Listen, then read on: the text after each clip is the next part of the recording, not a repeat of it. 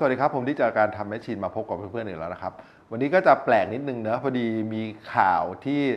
ทุกคนกำลังให้ความสนใจมากๆนะครับเกี่ยวกับประเทศเพื่อนบ้านของเราเนอะคือในมุมหนึ่งก็อาจจะทำไมเขาดูเป็นคนจัดห้องนอนได้มินิมอลแบบนั้นเนอะแบบห้องใหญ่เหลือเกินแต่เฟอร์นิเจอร์มีอยู่นิดเดียวแล้วก็สีสันอะไรอย่างเงี้ยอันนั้นก็เรื่องหนึ่งแล้วกันนะแต่ผมว่าสิ่งที่น่าสนใจสำหรับคนที่ชอบนาฬิกาก็คือมาดูว่าเฮ้ยแล้วเขามีนาฬิกาอะไรบ้างแล้วเมื่อเทียบกับตัวพ่อฝั่งนาฬิกาของไทยอย่างเช่นคุณทักษิณชินวัตรเนี่ยจะสู้ไหวไหมใครจะชนะในศึกของนาฬิกาเดี๋ยวเราไปดูกันครับ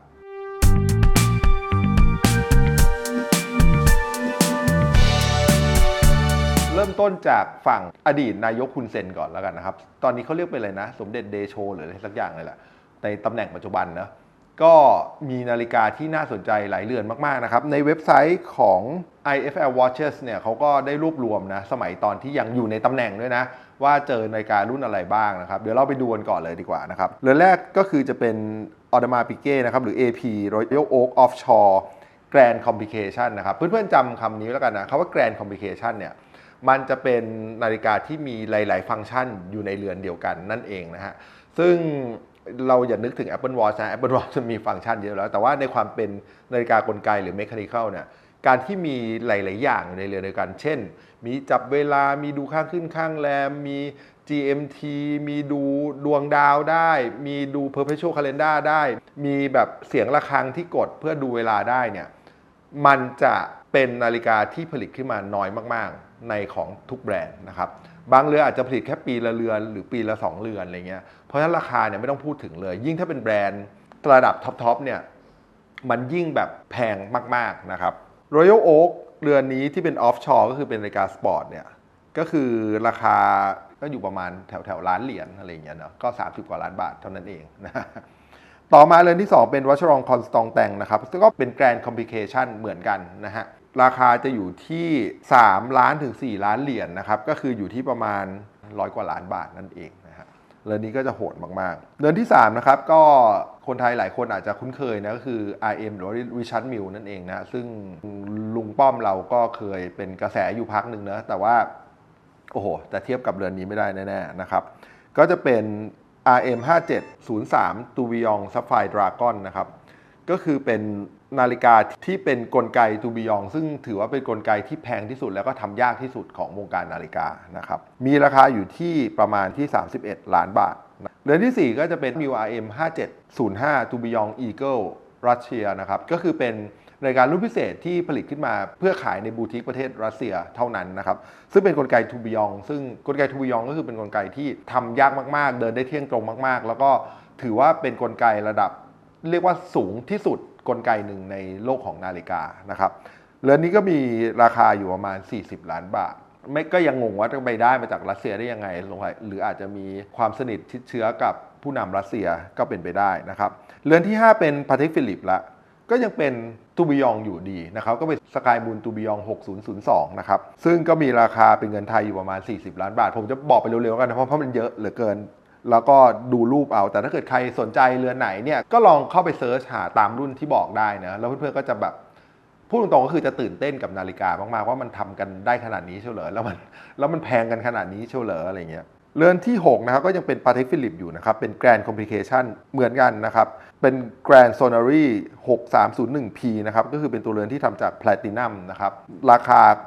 โหดมากนะครับเรือนนี้อยู่ที่130กว่าล้านบาทนะครับประมาณ$4 ล้านนะครับเรือนที่7ยังเป็นพาเทคฟิลิปอยู่เป็น Grand Master Charm 5175นะฮะเรือนนี้ก็จะเป็นนาฬิกาที่ความโดดเด่นของเขาก็คือว่าเสียงของระฆังคือบางคนอาจจะรู้สึกว่าพอกดแล้วมันมีหรือว่ามันต้องรอทุกๆชั่วโมงแล้วมันตีระฆังเนี่ยคือนาฬิกาพวกนี้เนี่ยเวลาเรากดเข้าไปปุ๊บเนี่ยมันจะบอกเวลา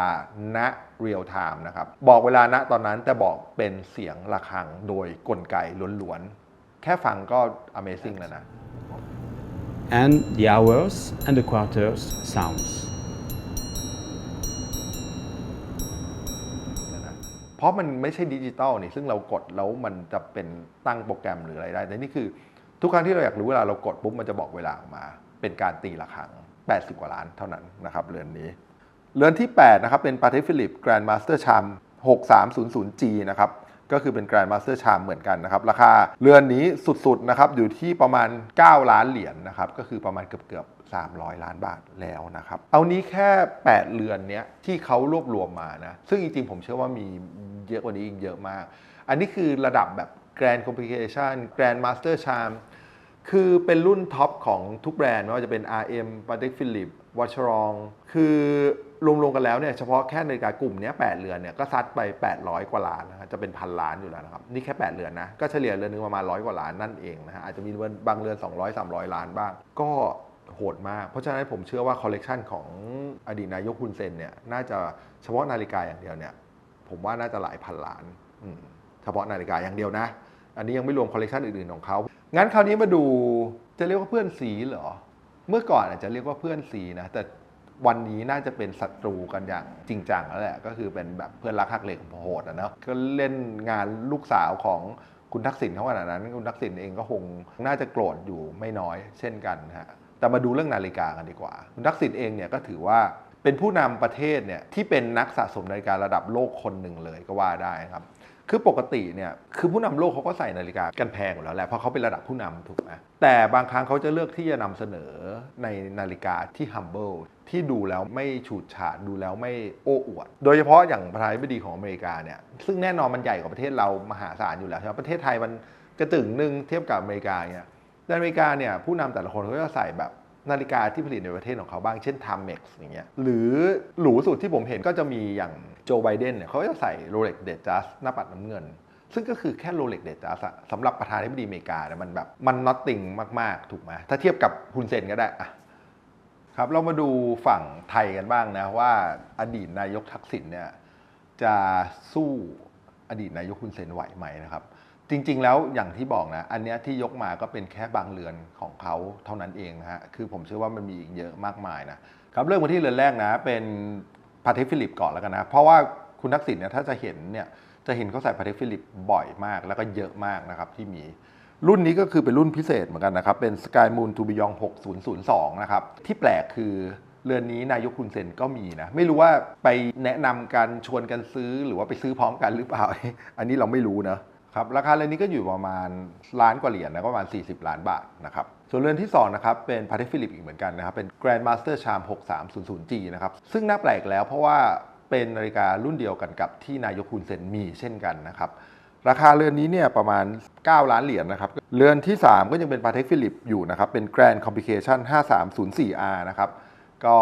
ราคาอยู่ที่ประมาณ1 ล้าน5แสนเหรียญนะครับเรือนต่อมาเป็นพาเทคฟิลิปเช่นกันนะครับเป็น Grand Complication 5208P ซึ่งมากับตัวเรือนแพลตินัมนะครับราคาอยู่ที่ประมาณ1 ล้านเหรียญนะครับแล้วก็พาเทคฟิลิปอีกเรือนหนึ่งจะเป็น Grand Complication 5374นะครับ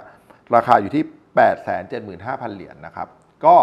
หลักๆเนี่ยก็แกนคอมพิวเตชันเนี่ยก็ประมาณเนี้ยประมาณสักล้านเหรียญนะฮะที่มีอยู่ไล่ลงมานะครับแล้วก็มีเรือนที่7เนี่ยก็จะเป็น Patek Philippe Grand Complication 5074R นะครับทำจากโรสโกนะครับก็จะอยู่ที่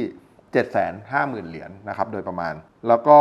เรือนที่9ก็จะเป็น Patek Philippe Grand Complication 5102G นะครับราคาประมาณ 200,000 เหรียญนะครับก็สังเกตดูแล้วเนี่ยคือส่วนใหญ่เนี่ยคุณทักษิณเนี่ยอย่างที่บอกคือเขาน่าจะเป็นแฟนพาเทคฟิลิปค่อนข้างตัวยงนะครับเขาก็มีรุ่นปกตินะผมเคยเห็นเวลาเขาไลฟ์ก็จะใส่นอติลูสทั้งเรือนทองทั้งเรือนสตีลทั้งไวท์โกลเนี่ยมีเยอะมากแต่วันนี้ที่เอามาให้เพื่อนๆดูเนี่ยมันจะเป็นพวกกลุ่มที่เป็น Grand Complication ซะส่วนใหญ่ก็คือเป็นตัวราคาโหดๆทั้งนั้นนะครับเพราะฉะนั้นถ้าถามว่าคุณทักษิณถ้าไม่มีนอติลูสเยอะจังเนี่ยต้องเดินทางเท่าไหร่ไม่ต้องถามนะฮะเขาซื้อนาฬิกาพวกนี้เนี่ยพวกนี้เป็นระดับเป็นพันล้านเพราะเขาอยากได้รุ่นไหนที่ปาเต็กออกเนี่ยมันได้แน่นอนอยู่แล้วนะครับคราวนี้มีคำถามต่ออีกว่าอ้าวแล้วแบบนี้เนี่ยลูกๆเขาใส่อะไรนะครับก็มาถึงอันนี้แถมให้แล้วกันนะก็คือเป็นนายกรัฐมนตรีคนปัจจุบันของประเทศไทยณวันนี้นะก็คือคุณแพทองธารชินวัตรเนี่ยก็เป็นแฟนปาเต็กตัวยงด้วยเช่นกันนะครับที่เห็นใส่เนี่ยก็จะมีอยู่ค่อนข้างเยอะนะมี Nautilusแต่ว่าไม่ได้เป็น Nautilus รุ่นธรรมดานะครับเป็น 7118/1300R เนี่ยเป็นโรสโกแล้วก็มีประดับทั้งขอบเบเซลแล้วก็หลักชั่วโมงด้วยอัญมณีนะครับเรือนที่2เนี่ยเป็น Patek Philippe Aquanaut 5072R-001 นะครับซึ่งก็ไม่ได้เป็น Aquanaut ปกติที่เราเห็นทั่วไปนะครับเป็น Aquanaut ที่ประดับด้วยอัญมณี แล้วก็เป็นตัวที่ค่อนข้างหายากเช่นกันนะฮะส่วนเรือนที่3เนี่ยเป็น Patek Philippe World Time 7130R014 นะครับเป็นสีเขียวนะก็คือเป็นรุ่นปัจจุบันของ World Time นั่นเองนะฮะราคาก็ประมาณสัก1,700,000อะไรอย่างเงี้ยอยู่ประมาณนี้นะครับกลายเป็นเพื่อเทียบกับของพ่อแล้วกลายเป็นราคาไม่แพงไปเลยนะแล้วก็มี World Time อีกเรือนหนึ่ง 5130/1R นะครับก็คืออยู่ที่ประมาณ1,600,000-1,700,000เหมือนกันซึ่งเรือนนี้ก็จะเป็นรุ่นในยุคประมาณสักช่วงปีประมาณ 2,000 กว่าๆนะครับก็คือจะเป็นรุ่นที่เก่ากว่านะครับก็ยังมี AP Royal Oak 1551 ST นะครับคือเป็นสตีลนะครับแต่ว่าประดับด้วยขอบเพชรนะครับแล้วก็มีตัว FP John Elegant 40 มิลลิเมตรนะครับก็คืออยู่ประมาณสัก1,500,000-1,600,000เหมือนกันนะครับก็มีบูการีนะครับเซอร์พันติซึ่งทุกคนรู้อยู่แล้วเป็นฮิตนะครับอันนี้ก็ราคาอยู่ประมาณ1,000,000นะครับแล้วก็มี Rolex Perpetual นะครับที่เป็นหน้าปัดสีแดงก็สีของเพื่อไทยอยู่แล้วอันนี้ก็เป็นนาฬิกาที่เขาไว้ใส่ลุยแหละก็คืออยู่ประมาณ 5-6 แสนอะไรเงี้ยก็เขาคงใส่เหมือน G-Shock อะไรอย่างเงี้ยครับ สำหรับ Oyster Perpetual แต่ว่าก็คือคอลเลกชันของคุณอุ้งอิงก็เป็น Patek Philippe ซะส่วนใหญ่เหมือนกันนะฮะแล้วก็มีนาฬิกาที่เริ่มเป็นกระแสมากๆอย่าง FP John ด้วยนะครับตัว Elegant ที่เป็นจริงๆเขาเป็นควอสนะแต่ว่าเป็นควอสที่ทำตัวเรือนจากไทเทเนียมแล้วก็มี